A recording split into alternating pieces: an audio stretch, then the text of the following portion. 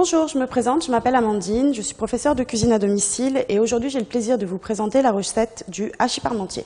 Pour cette recette, il nous faut des pommes de terre, du thym, du laurier, une gousse d'ail, un oignon, un peu de fromage râpé, du poivre, de la tomate concentrée, de l'huile d'olive, du steak haché et un peu de sel.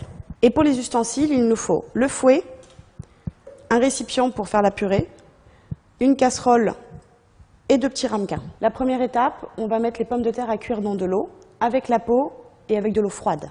Mon astuce, pour une purée beaucoup plus savoureuse, je vous invite à mettre une gousse d'ail dans l'eau des pommes de terre. Pendant que les pommes de terre cuisent, je vais ciseler l'oignon.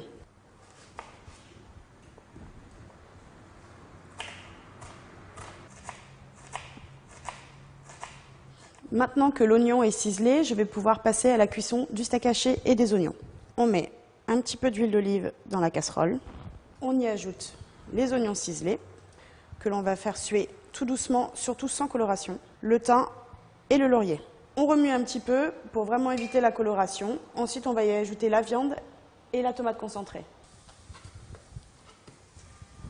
On laisse cuire un petit peu et ensuite on y ajoute une cuillère à café de tomate concentrée. Et on remélange. La viande est maintenant cuite, je l'ai assaisonnée de sel et de poivre, je la laisse de côté le temps que les pommes de terre finissent de cuire. Pour vérifier la cuisson, il suffit de prendre un petit couteau, piquer la pomme de terre, si elles retombent, elles sont cuites. Voilà, j'ai épluché les pommes de terre, il ne me reste plus qu'à les écraser, l'assaisonner d'un peu d'huile d'olive et de sel.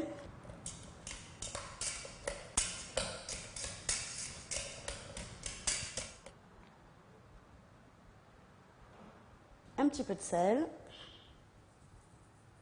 On va donc pouvoir maintenant mettre le steak haché et la purée dans les ramequins avant de les mettre au four.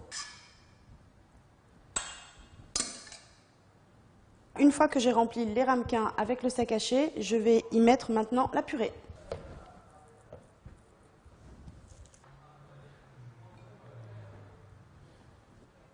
Alors voilà, on a moulé les petits hachis.